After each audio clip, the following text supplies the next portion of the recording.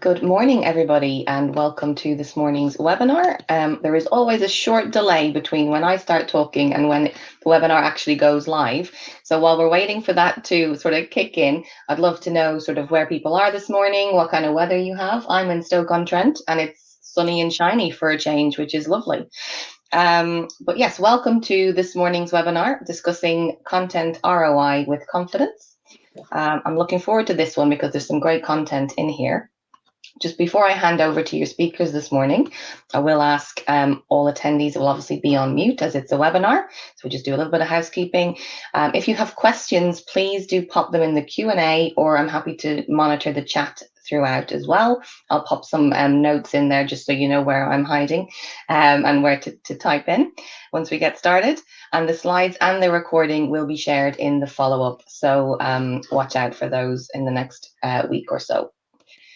So your speakers this morning, we have Chris Giddings, who's our content learning consultant, and we have Mark Lambswood, who's our director of Cornerstone Content across EMEA. So I'm going to pass straight over to Mark now to do the agenda.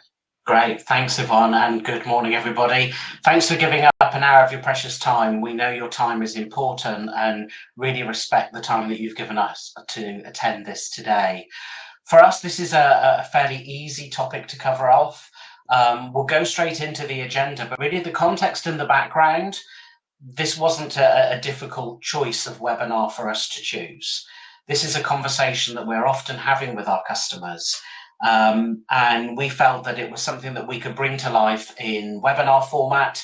We're hoping to also follow up with an ebook so that we can take you through the key main areas. So for today, we'll start with definition and importance.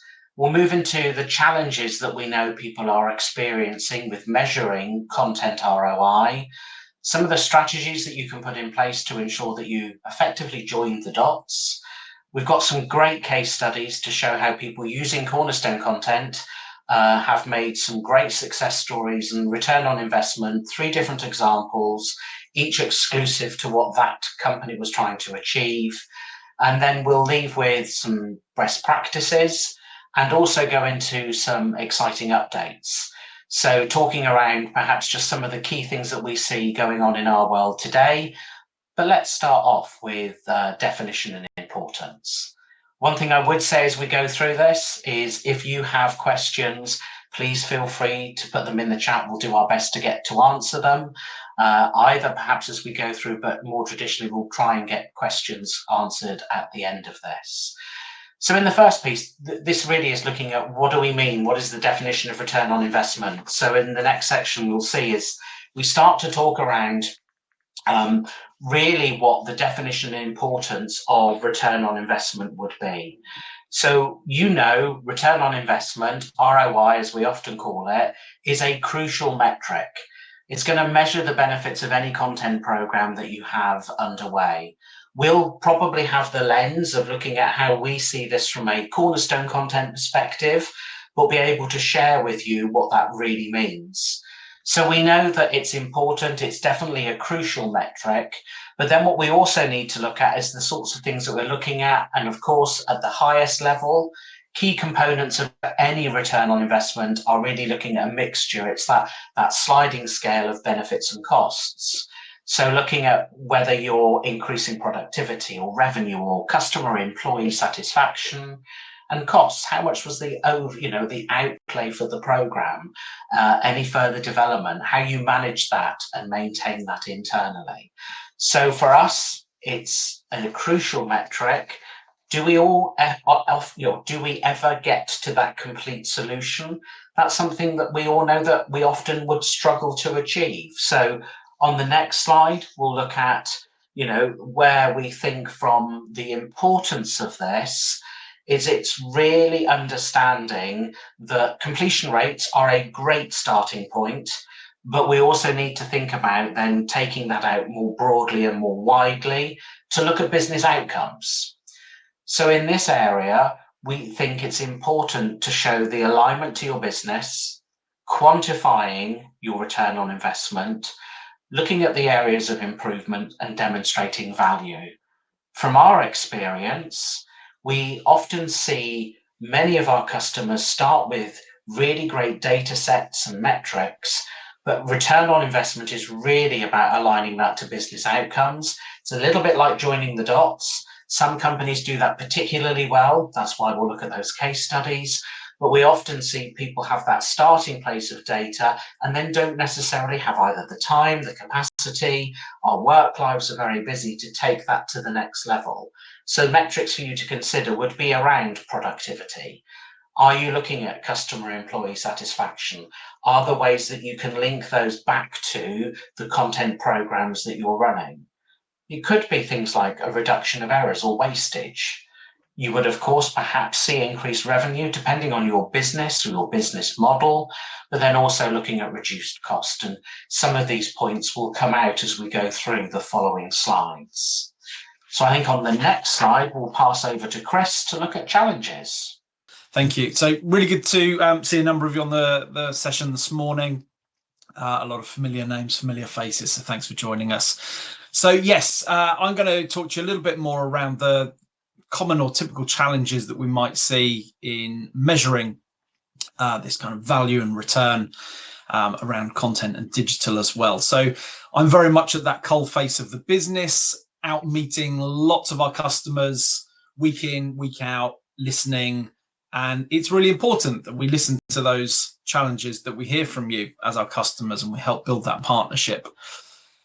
One of the most frequent challenges that we typically hear around, day-to-day pressures within the organization, is that alignment and sometimes misalignment to stakeholders, senior stakeholders in the organization.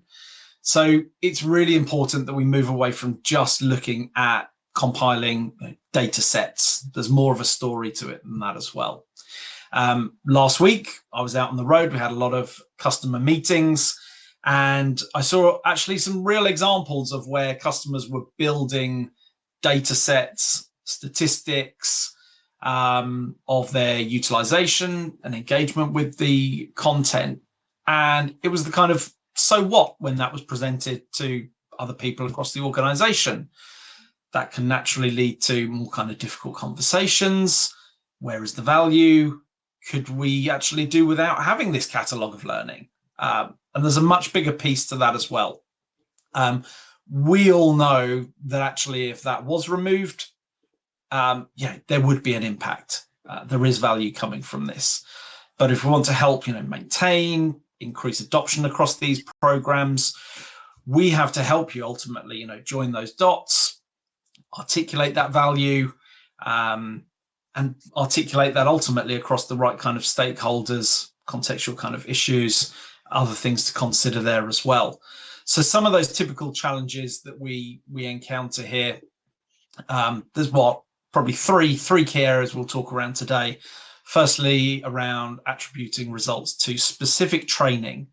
So you've got to think about those multiple factors around what are those business outcomes. What are they being influenced by? Typically a number of different factors there. That can make it tricky to isolate that to an example of, very specific learning. Then you have more your indirect benefits.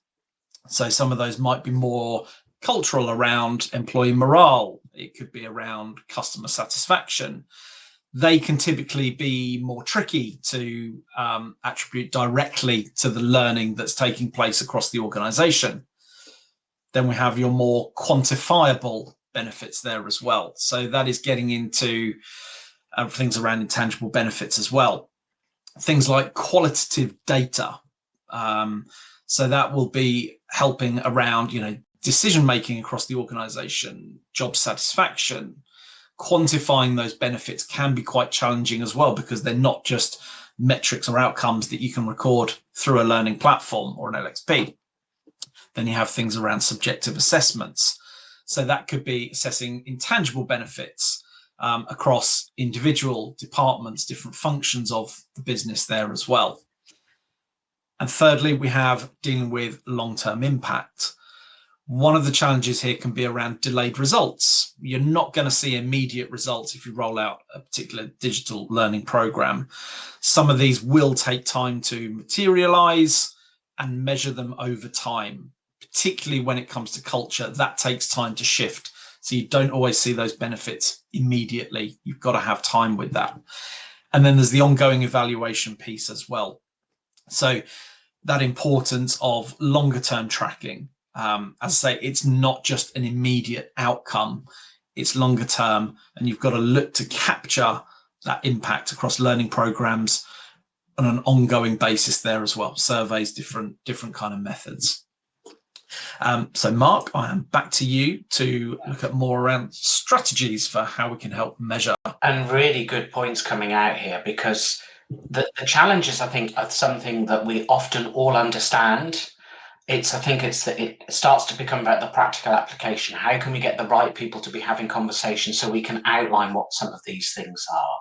And as I start looking at perhaps some of those strategies, some of the information that we typically take customers through is based on this one slide. One of our roles is to, I would perhaps suggest it's reminding you of all of the great stuff that you already do and contextualizing it to deliver great results. Nobody wants to be told that their content program's not adding any value. And actually, if we concentrate on data and data alone, and lots of views on, should we be looking at certain rates and certain pieces of data? Yes, you absolutely should, but it's only part of the story. What Chris and I will often do is come in and have conversations with our customers and start outlining, and these are an example set of some of the pressures that you might be feeling.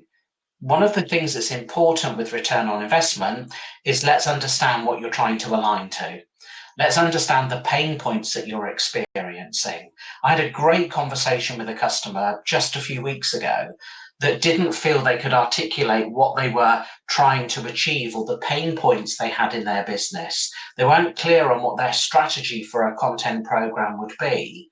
We actually pulled this slide up and we didn't do any more slides. We had a really great 45-minute conversation, literally with the customer taking me through every one of these things. So sometimes we do it, not to quote something that you might think is obvious, we would never do that. What we are doing, though, is trying to contextualize what the problems that you might be experiencing. How do you cope with these things? Of course, you could add more in here, but very typically, this is a good conversation slide and it helps us confirm what you need to deliver against, what your business outcomes will be, and it's aligning to strategy. So in this next slide, we talk about some of the strategies for measuring return on investment of content. How can you have the confidence to know when you go into your next stakeholder meeting, the things that you need to be able to extract or need to consider to be able to ensure that you're delivering more than just data. I have on the right-hand side some screenshots from our system, Content Studio and Insights, that really does take the data that's at the tips of your fingers to the next level, and also gives you benchmarks and comparisons. Looks at very traditional data, but through various lenses. So you can understand what you're achieving and where you could improve your program. Perhaps also looking at what other industries or what people in your industry are achieving. On here, we've then got things like establish clear objectives. In our profession, you will all know that we will start this with something like SMART objectives. It's around having a strategy to understand how you're delivering against various challenges in your business and being super clear from the outset what you're trying to achieve. Use a mix of metrics. One of the things that I always find fascinating is qualitative and quantitative, sometimes called hard and soft fact, but trying to prove the links between the two. Sometimes that's not an easy job to do. I've got some experience of having run a program where we could prove that employee engagement had improved. Now that got huge success, but it was difficult to work through a process to prove or disprove the theory that what I was doing in the world of content was impacting employee engagement. It's a simple thing to do once you start going backwards and looking at what you need to do, but it's something that you can achieve. So it's a mix of qualitative and quantitative. Yes, looking at things like pre and post assessment. Those are still measures that some people will be using. And if that's right for you, improving your return on investment, it's absolutely something you should be considering.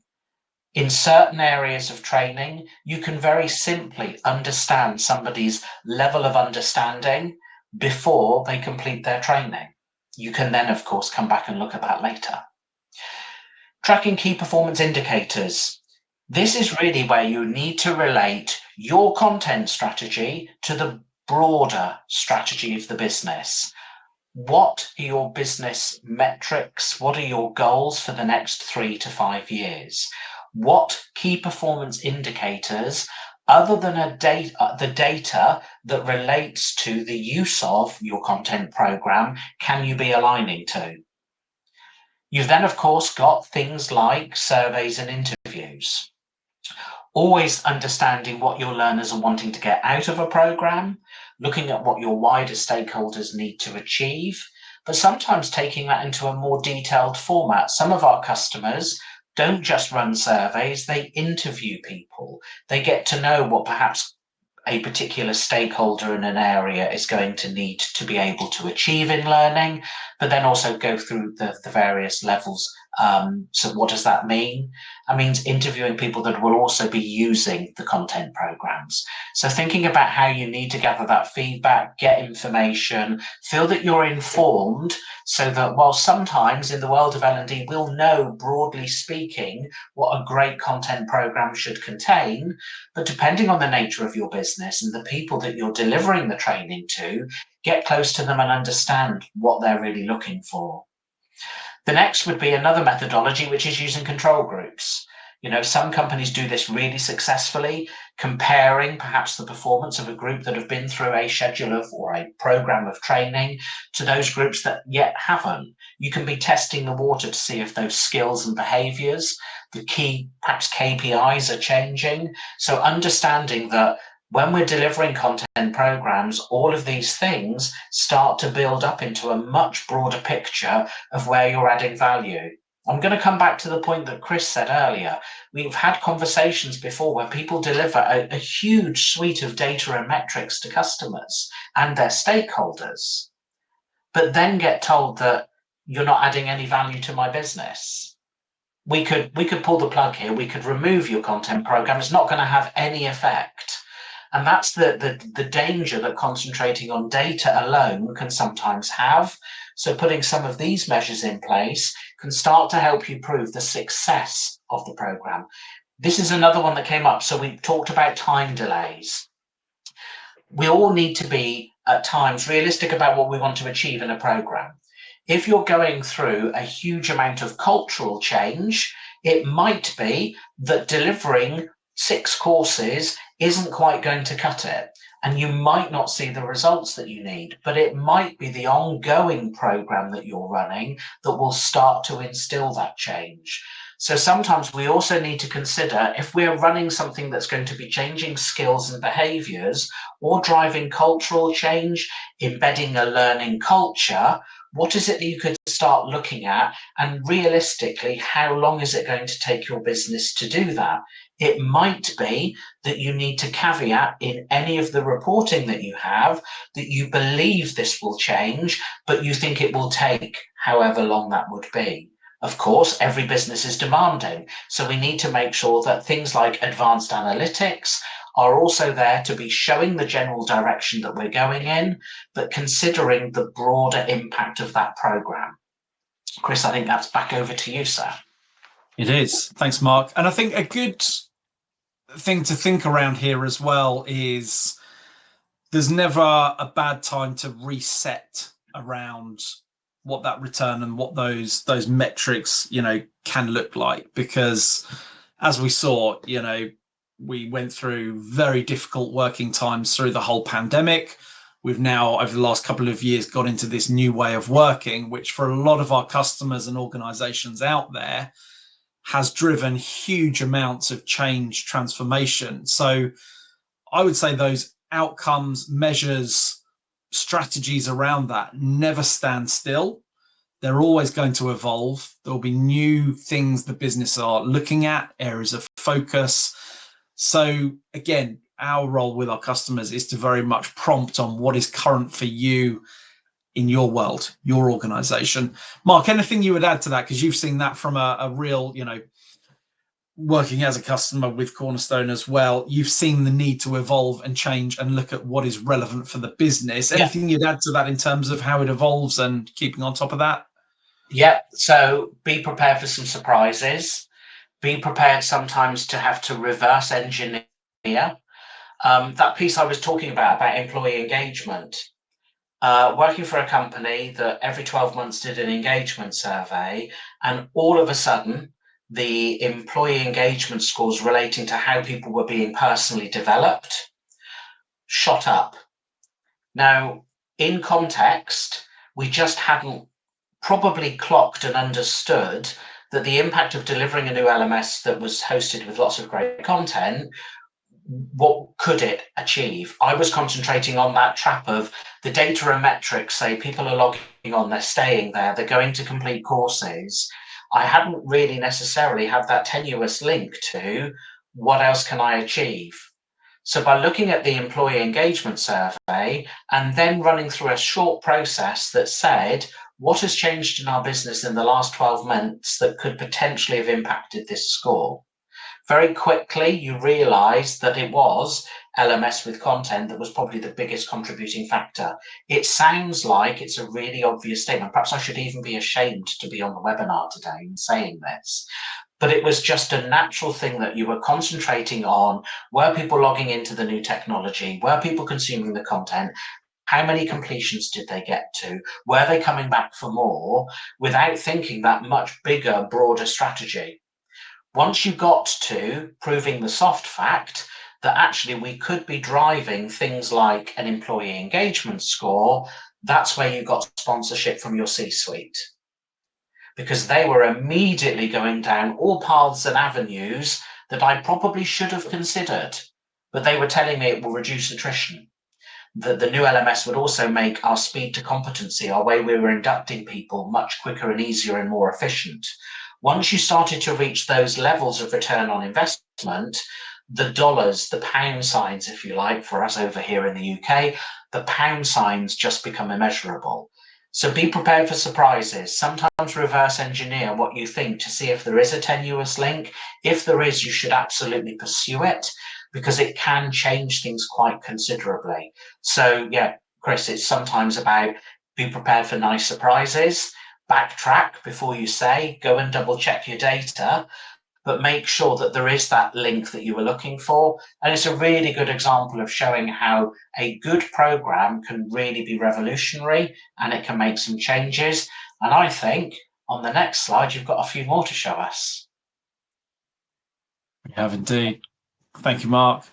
And I think that's a really important part there, that there's not a one size fits all for all of our customers. So it's very much when we talk to our customers, what is it that matters to you? What's important? What does success look like for you as an organization?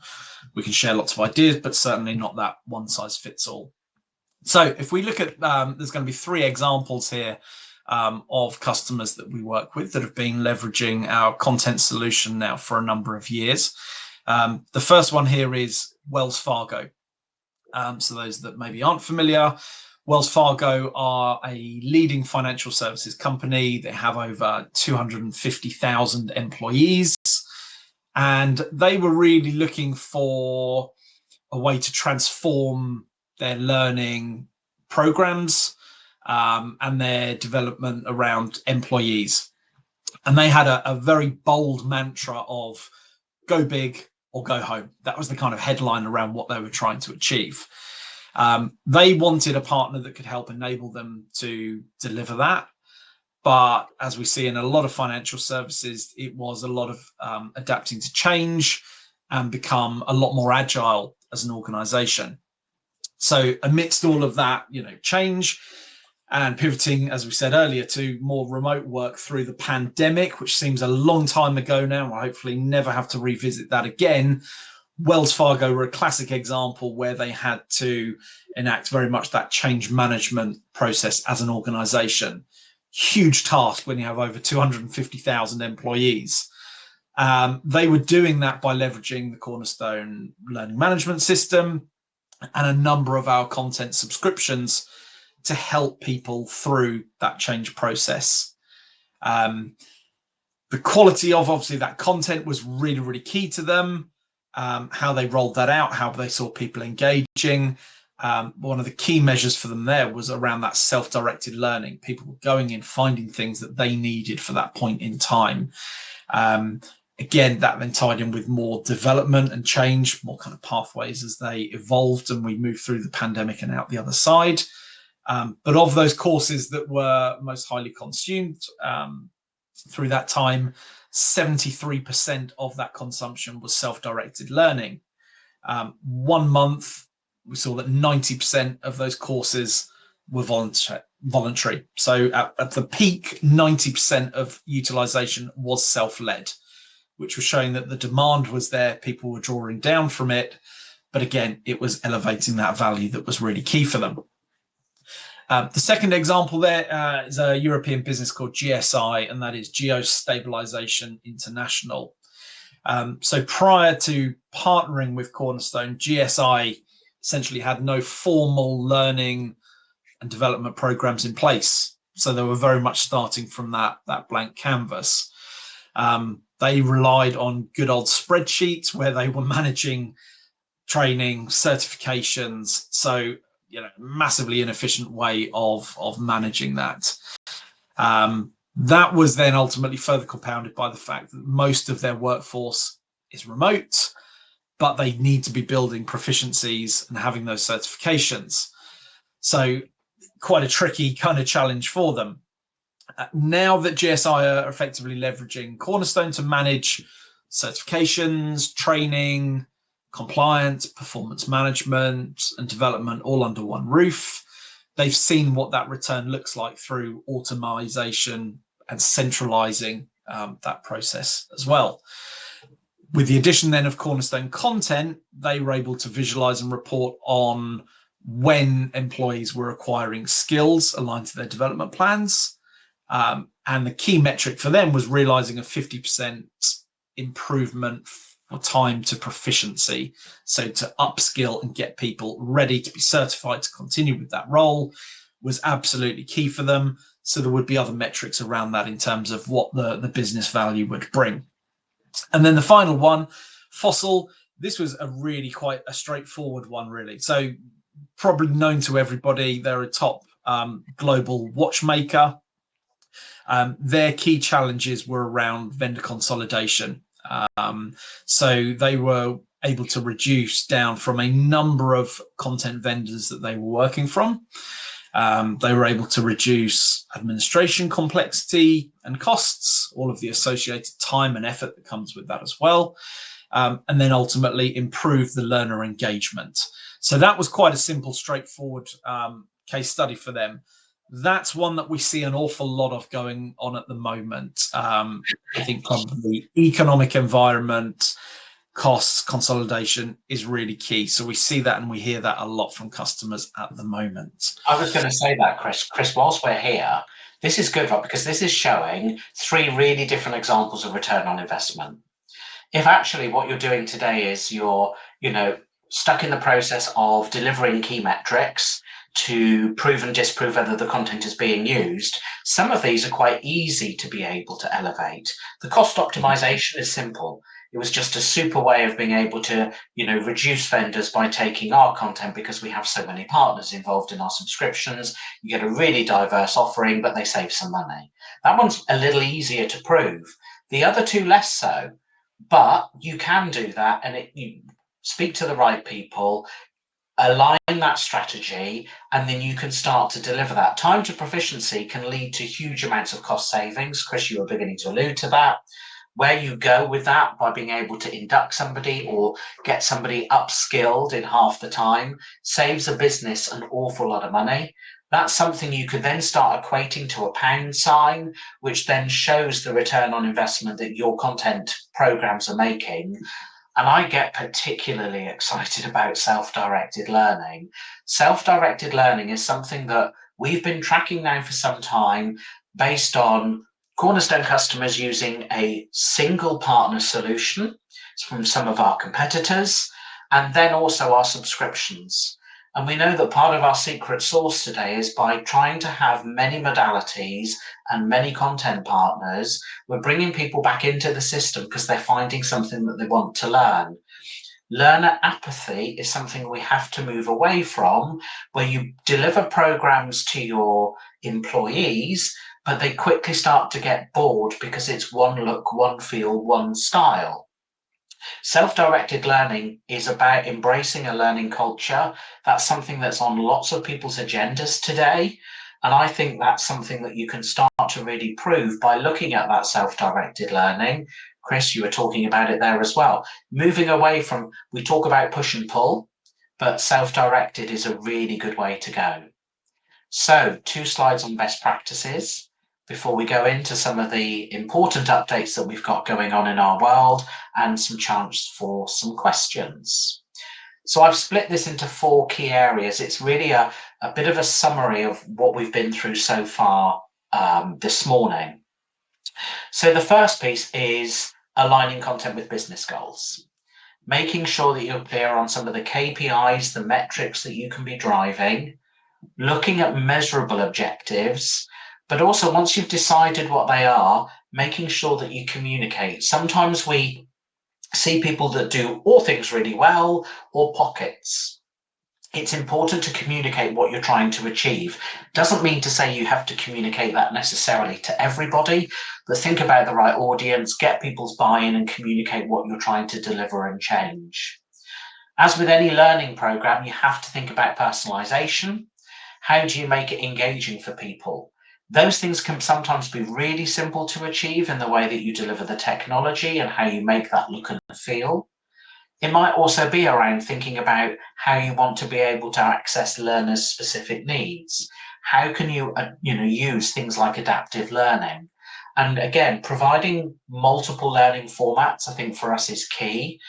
We would like to think that we've got all modalities covered off relatively well now, and we will talk about one of the newer ones just in a moment. But for us, multiple modalities are keeping people engaged, having that personalized learner experience, and really trying to drive your programs based on these things to ensure that we're not just ticking boxes here, but we're thinking about what we're doing and what we're delivering and how that will add value. The next 2 sections, data-driven insights. We've said here, it's not just about the data, but data is still a really important part of this. So we're not saying don't do data anymore. What we're saying is use the right data in the right way. Look at tracking learner engagement. Look at your levels of things like self-directed learning. Where are you on that push and pull journey of offering content to your employees? Are you still pushing out a lot of mandatory training? Are you finding a way to bring them in and get people excited and make them want to come back? Looking at people's performance data as well. It's not just about completion metrics, but it might also be around how you're driving performance within the organization. Also then making sure that you are gathering feedback. Are you keeping up, on point? Is everything that you're doing relative? Is it up to date? Is it effective? And then just really some additional tips. We'll all know it, and I'm sure these are things that you would already be doing. But just as that reminder, you design for mobile. Make sure that the programs you're offering have at least a high percentage of availability over mobile. Look at promoting social learning. We'll often say that offering a great content program is only the start of your journey. It's how you bring it to life. You can do that in various different ways, but let people know what you've got. So you just communicate to them. Look at the social learning aspects. Make anything that you're doing engaging. Make people want to come back. But also you need to think about how you can support. So thinking about, continuous support, the areas in which you can do to make a difference. It is about, of course, buying the right content and making it available, but what else can you be doing ongoing? And it's those things that I think we will be able to see people being able to show a much better value add story. Chris rightly said in those case studies, we'll have lots of you talking to us around, my budget's been cut, I need to do more with less. I've got challenges. How can I do that? Things aren't easy right now, but if we get better at making sure that we're contextualizing what your return on investment is, you can prove that you're adding value. And we can move away from those conversations of, we've delivered a wonderful set of metrics, we've analyzed all the data, but we just haven't made the links to the other things in the business that we've changed. You probably don't ever want to be in that position of being told, my program's going to be cut. But there are some simplistic solutions. There are ways that we can show the value that you're adding, and we're absolutely here to be able to support you in achieving that. Perhaps it means going to that big slide with those boxes on and helping you understand the pain points that you're delivering against. Sometimes a fresh pair of eyes, thinking about the pressures that you're under and the work that you're doing, will share best practice and also talk about what we see other customers doing. I think that piece really is the sort of the end of the webinar section, and I think we just wanted to share a couple of exciting updates with you. I think, Chris, you're going to take on the first.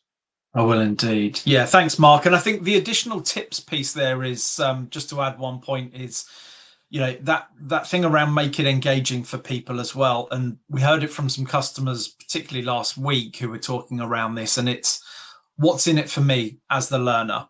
So, you know, there could be a library of content that's available at my disposal, or it could be programs, it could be something more informal, but often just making that connection of why I would look at something, why would I invest some of my time, what's in it for me? Because I think we're all in a world at the moment where we were talking about it just before the webinar, our diaries are probably busier than ever, yet we have more tools and technology at our disposal. But that point of what's in it for me, why would I invest my time? We often have to help make that connection as well. And that could be around the kind of the marketing or the way that maybe that course is described or made available to people. But that what's in it for me is really key. Mark, is there any tips you would add just from a practitioner perspective around that point? Because it just does come up a lot at the moment, particularly. Yeah, it does. You're right. I was thinking, because we used to call them WIFM statements. Everybody needs a good WIFM statement. Sometimes I think it's about taking stock. The point that you really raised then that resonated immediately was everybody's really busy.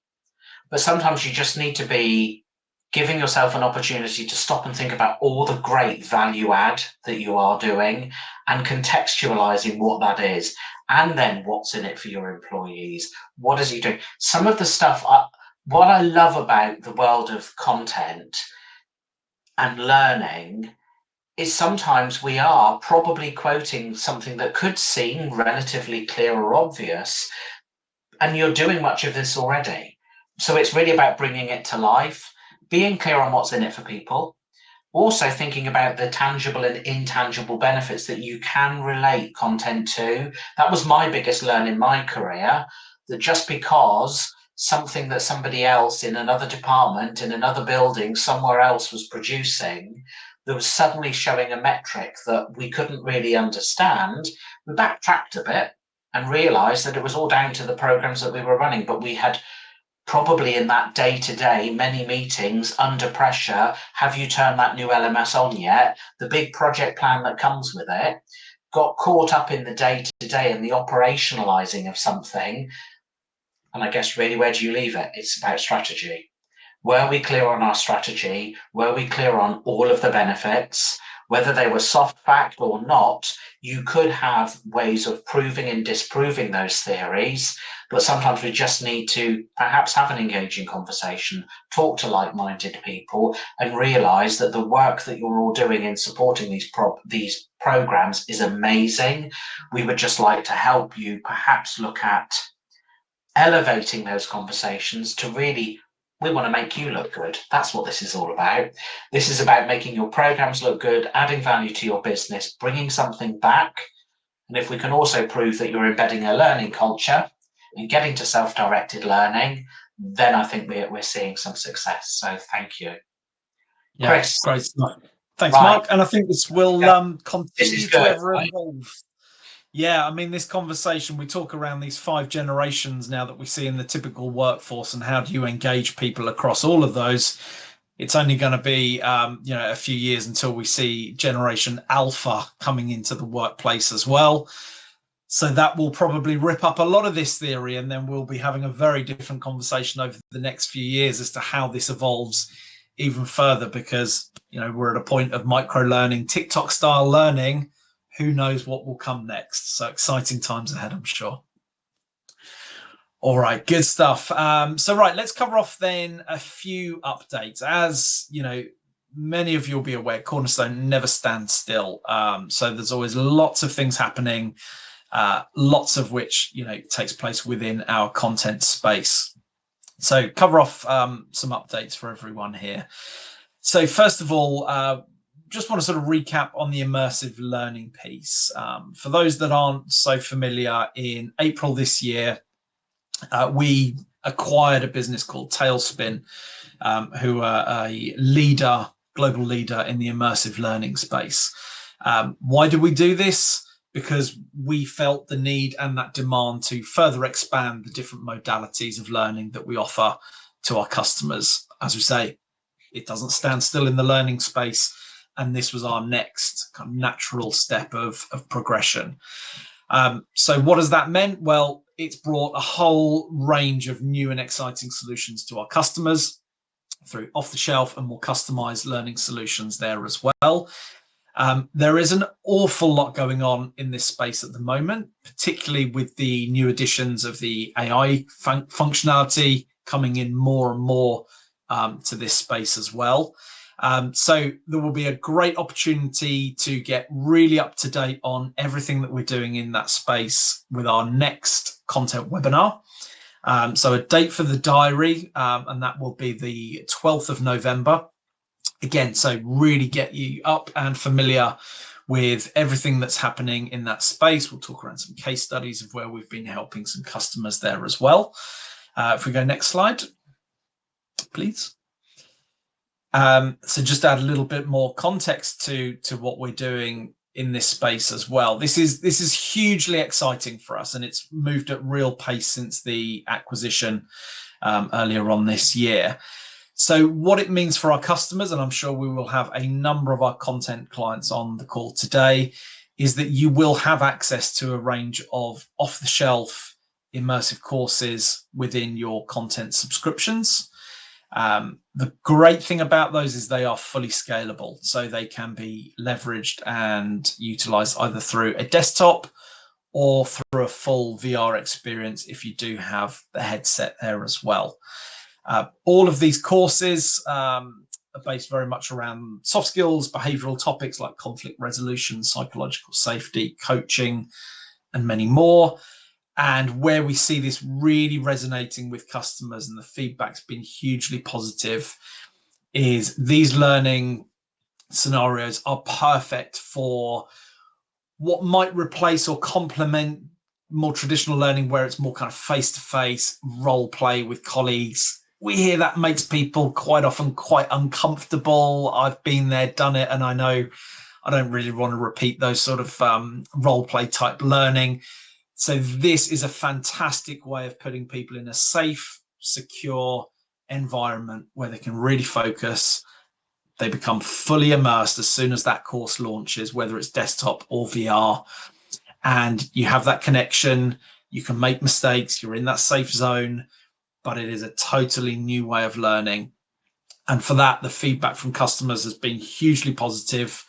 We had our Connect event earlier on this year, and I was fortunate enough to sit and watch people after people coming through and sampling the immersive learning courses. And there were definitely some skeptics in that queue, but talking to people afterwards, it brought a smile to people's faces. It put them in that safe zone.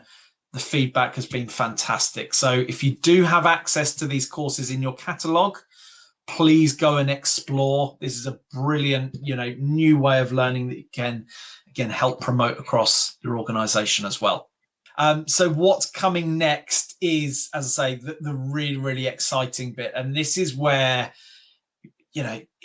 I see this as being quite revolutionary in the learning space. And this is what a lot of our customers that we've already demoed this to us are telling us.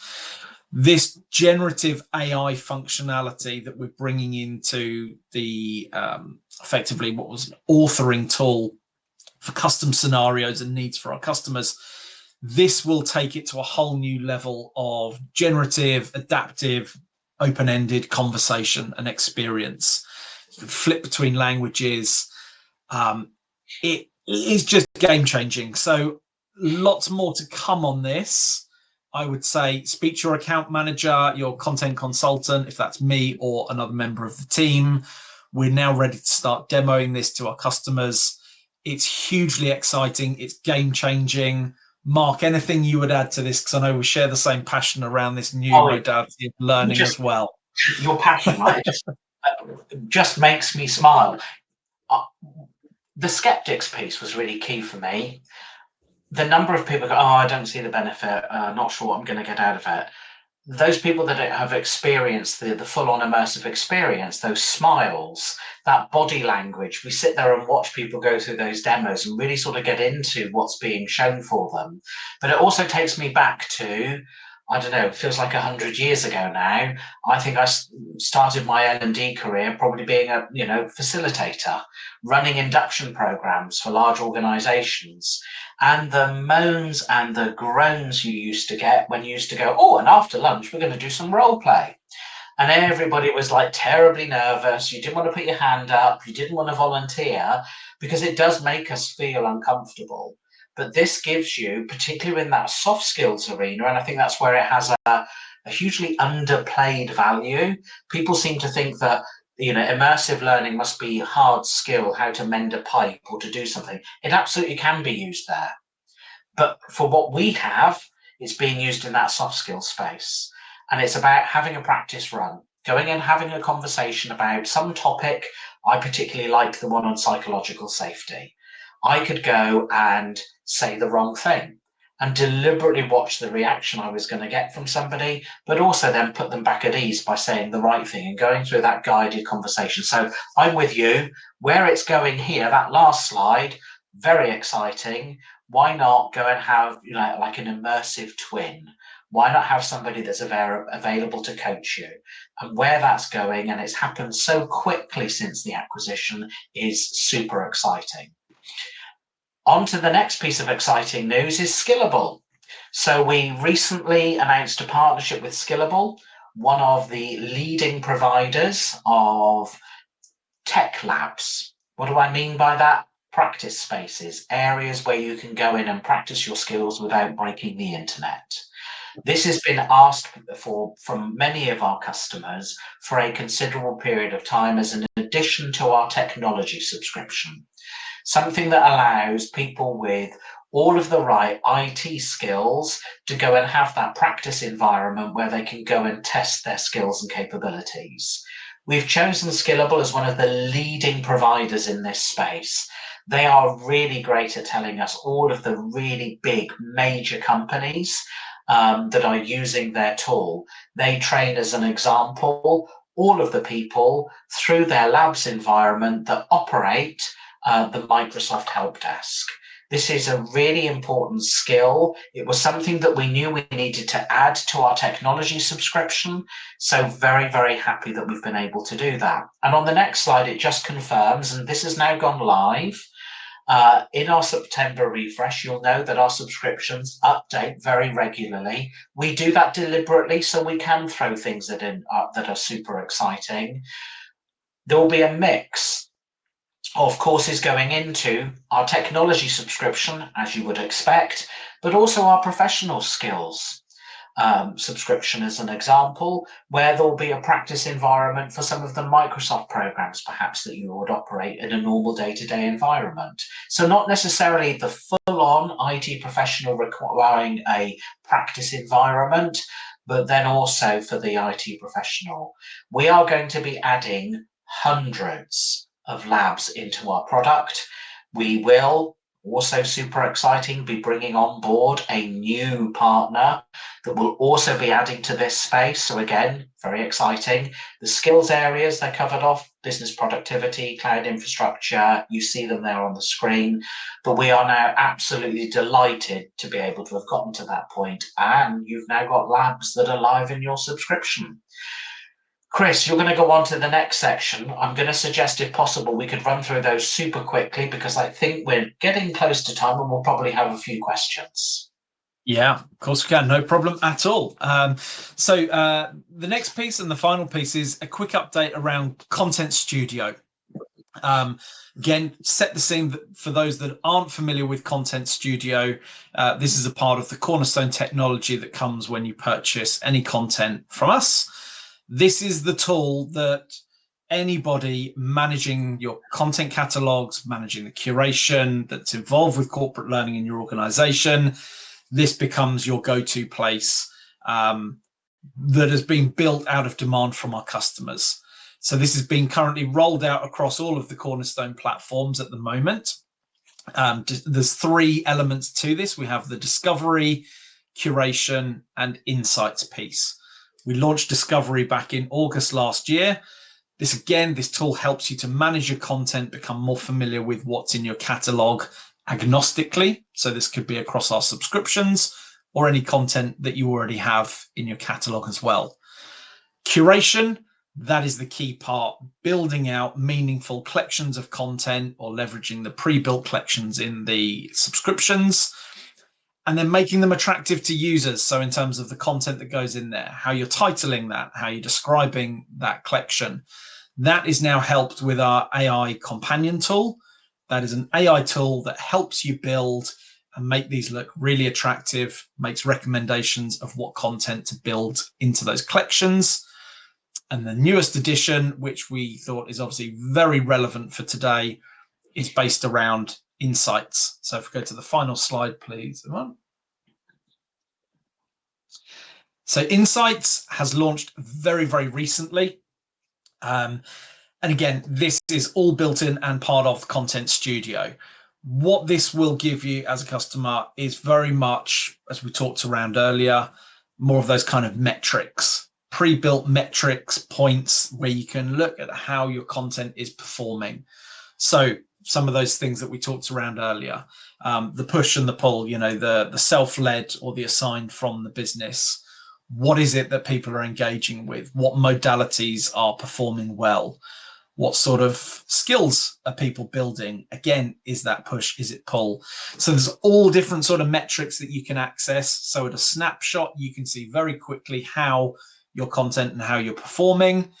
The really exciting part we've just added to that, now that we have over 1.3 million content users globally, is our benchmarking functionality in here. So you can look at data from other organizations across the Cornerstone ecosystem that match in terms of business segment or industry. So you can make comparisons of how you are performing as an organization. So this is, again, been rolled out across our platforms. Again, talk to your account manager, client success manager, or content overlay, and we'll be very happy to take you through this demo, all of those good things. It's very new, very shiny, and we should absolutely be showing you that as well. Great stuff. Thank you, Chris. Thank you both very much. So I've popped back on just to take some questions.